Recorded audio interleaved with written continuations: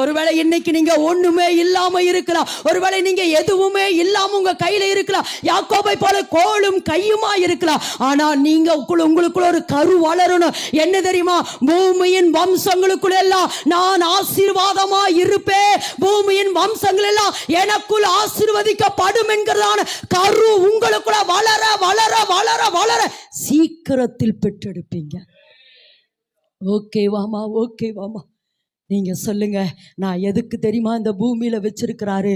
அநேகருக்கு ஜீவனை கொடுக்க, ஜீவனை கொடுக்க. நான் கடனாளி.